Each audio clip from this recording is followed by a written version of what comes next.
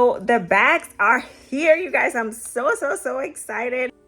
Hello guys, and welcome to yet again another video. So finally I've got my bags. Remember in the other video I could not get all my bags from going from one store to the other. So I finally ordered them and I got them. I've got my snacks, I've got the kids snacks, everything is ready to pack. We are excited and I just can't wait for you to join us on this beautiful journey as we are preparing to go. Guys, I'm so excited. So basically this is what I'm doing. So from my experience that I had in Ghana in 2018, I realized I just literally went green when I went to Ghana. Okay, I didn't really plan it because obviously I hadn't been there since I was like 8 years old, and just I don't know, I just was kind of just going with the wind. I don't know, whatever you would say. So basically I didn't plan it. So there were days where like we would wake up and we'll be waiting for our ride until 12 p.m 2 p.m, so like the whole morning would be gone, right? And we don't want that to happen this time, so we decided to like kind of make a tentative plan throughout the days, like not super rigid, but at least have a plan of what we're going to be doing tentatively each day that we're there, because we're only there for like just a little amount of time, and we just don't want to like we just don't want it to like be like pointless, you know what I mean? We don't want it to be like that. And also, you know, it's like a little time, but it's kind of extended for us, and so if we don't plan it well, it just might not go well. So I got my calendar and I'm writing down every single thing that we're gonna be doing each day, and I'm so excited. I'm so excited. So like the way I'm doing this, okay, is the first thing you want to do is just kind of have an idea of what your itinerary is going to look like throughout the day in Ghana, or throughout the time that you're there in Ghana, or like have an idea of the things that are going to be going on. So like if you're going to want to be going to Afrofuture, if you want to be going to Little Havana, if you want to be going to some of the Ghana tourism events, you know, if you want to be going to certain, you know, workshops and things like that, you want to know ahead of time when those things are, and have kind of an idea of the things that you want to do, so that on your calendar you can write down, okay, on this day to this day, tentative this. So it's not that rigid, and then you have like some room to like wiggle things around. And also as a parent, you guys, one thing that saves my life so much nowadays, whenever I can, and it's not always perfect, like it's not, but whenever I can, I try to make sure to write down what we're gonna eat as a family for lunch, for dinner, for breakfast. Most of the time when we're out on vacation, and say we're in a place where we're not like, it's not like a hotel that makes the food for you and like we're just making our food, I like to write down, you know, we just do like a late lunch, like a late breakfast. So that would be like a brunch, like 11:30 ish, or like earliest 10:45, and then we won't eat again until like 3, you know, 3 or 4 ish. And then so that's like dinner already. And then maybe for like if you're hungry again before going to sleep, maybe you can have some Milo and some bread or some Cerelac or whatever for the kids. So in Ghana, for instance, like, you know, we're gonna be residential. We're not gonna be in a hotel for the most part. We're gonna do some hotels, but not really like, we're not really gonna be doing like hotel stay the whole entire time. We're gonna be residential because we are from there, right? So if we're not going out to eat, it's gonna be more of a situation of like brunch and like dinner, because I'm not gonna be wanting to cook 3 times a day while I'm on vacation. However, if you're a family person, like if you're a mom, I definitely recommend that you do this as soon as you get to Ghana. I know this is tough, but you know, it's not easy out here, but this is gonna make it easier. And I learned this from 2018 when I went with my daughter. I was a first time mom. I had no clue, you know, about Ghana, so I was just relying on people. You know, we had help to watch my daughter and things, but you know, when you're a mom, you need to take charge on certain things, or else your day is just not gonna go well. You know, your vacation is not gonna flow. You're gonna feel confused, and it's kind of like you're living your life to be managed by other people's timings and stuff. No, none of that. Throw it out the window. Take charge of your vacation. Take charge of it, because that's how it's going to be great. You know, so this time around, I'm not waiting for anybody to make my food. I'm going to make my food. This time around, I'm not waiting for anybody to go grocery shopping for me. I'm going with you. You know, I can't go by myself because I don't know like the ins and out and the ways where in Ghana yet, because I'm here, you know, in the States. So I would go with someone, but at least I can see with my two eyes what I need, and I can say, okay, this is what I need, this is what, you know. So I'll be doing more of that. And as soon as I get there, going grocery shopping, which we did in 2018, but I didn't do like the bulk cooking that I would normally do here. So this time I'm gonna sacrifice one day out of my big time there to just bulk cook. Don't think anything crazy, y'all. Bulk cook. I mean, it's time to bulk cook, and yeah, I'm just gonna take the time to bulk cook on one day and just cook most of the meals that say we come back from an adventure. We don't want to be cooked. All you have to do is just put some yam on, put on some rice, put on some plantain, and it just goes straight with it.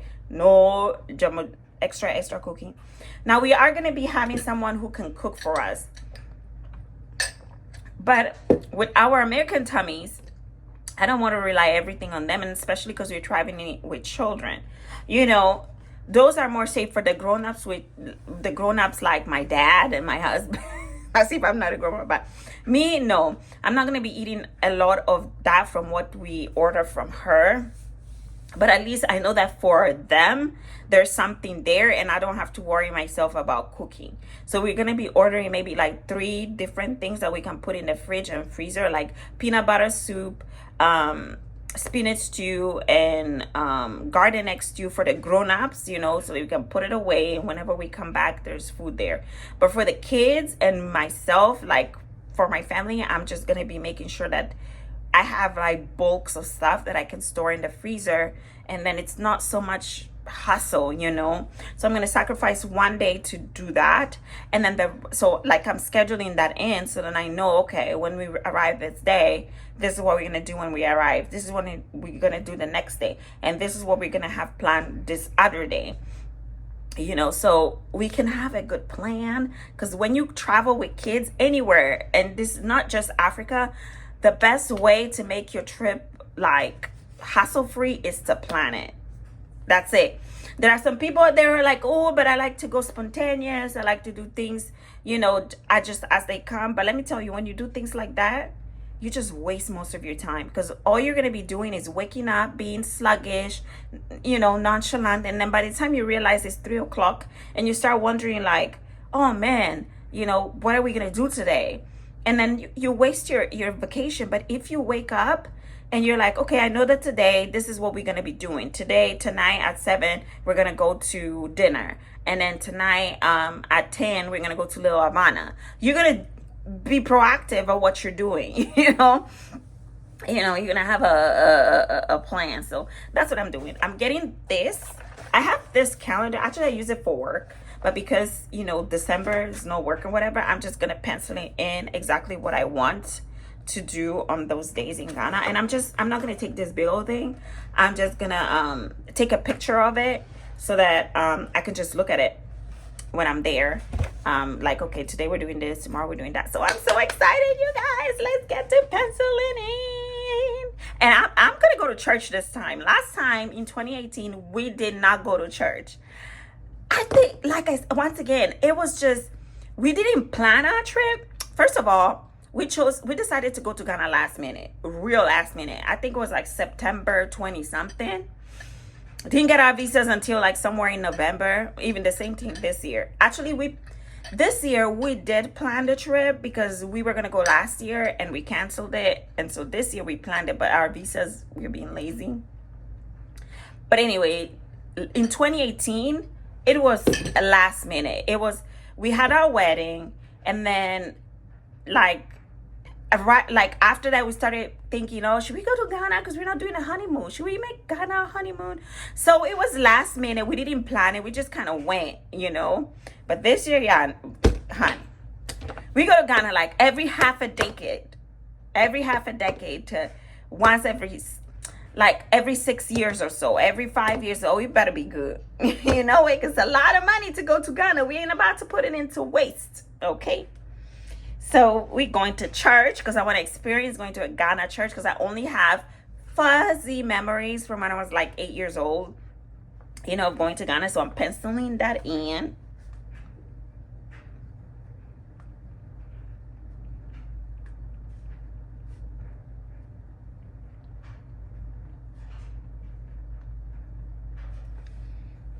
And I think we can keep like Sundays for like family visits. I think that's like Sundays or like Saturdays afternoons, things like that. Like that's good time for family visits. But anyway, I just wanted to record this moment because one thing I did not do in 2018, you guys, one thing I did not do was document my experience, and I so much regret that. If there's one thing I regret in my life, is not being able to document my experience. Some people say never regret anything, whatever. Okay, I could say I don't regret it, but then I'm gonna say that I learned something from it, but I still regret it because now that time was lost. You know, it's just in my memories, but I can't really remember every single thing about that. So I just wish I had documented more of my experience and my journey there, and that's why I'm doing this, you know, this time around. I love YouTube, you guys. I fell in love with YouTube when I came to California. I love California, the way that it is, the nature and everything. I'm like, why not capture it? Why not make a video out of it? And maybe one day I'll be famous too. Who doesn't want to be famous? Why you are lying if you don't want to be famous? You are lying. Well, maybe some people don't want to be famous. Anyway, no, I don't want to be a superstar or anything like that, but I'm just saying it's nice to really get to know people in the same circle that share similar interests that you do. That's one other reason like why I like YouTube, is because you do get to like interact with like-minded people as well. Like, you know, there's one YouTuber I really enjoy messaging with every now and then, Ikea Dimple. She's so great. You know, you get to kind of like interact with certain people that you otherwise wouldn't have been able to interact with if it wasn't YouTube. So that's why. So I'm like, you know what? So I'm gonna capture my life, my journey, and at the same time, you know, enjoy my hobby, because I do love creating, I do love editing, I do love, you know, just being in that space. And then there's a token to that. Who knows? I might explode. So comment, like, share, and subscribe at the end of this video, because when you share, it goes far. Guys, the bags have arrived. They have arrived. Let me just grab it. Ha.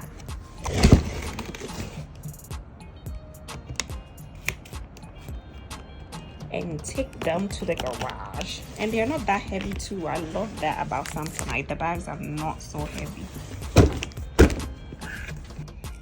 I am so excited. My bags are here. My bags are here. You like that?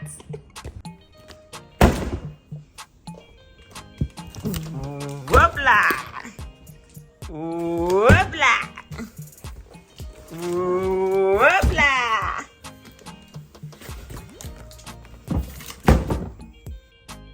So the bags are here, you guys. I'm so excited. So when I went to Costco, like I told you earlier on, they didn't have the Samsonite bags that they had posted on their website, but they did say that they had them online for us to order. So I went ahead and ordered them. And then I went to Macy's, and then I got three of the bags. Yeah, I got two other bags that had three more bags inside of them. And then we have already 3 bags already. And so take a look. These are all the bags that we're taking. This is what it means to travel to Africa. You don't want to leave nothing out. Nothing. This is what it means to travel to Africa, you guys. This is what it means. It ain't no joke. It ain't no joke, because we didn't do any containers. So we're gonna be just taking all of these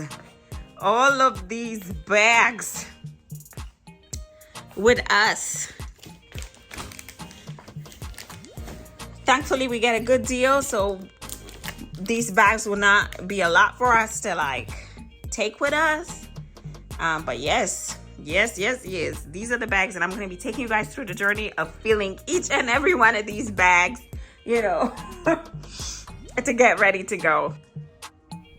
So I already started with my purchasing some of the snacks and the things that we eat, that we don't want to waste time looking for in Ghana. And obviously our Cerelac, my kids are a bit grown for this, but they still enjoy eating it, and I love giving it to them because it's something I know they'll eat, and it's okay in terms of nutrition. So we have like about 12, but we're just gonna take these because they have Cerelac in Ghana.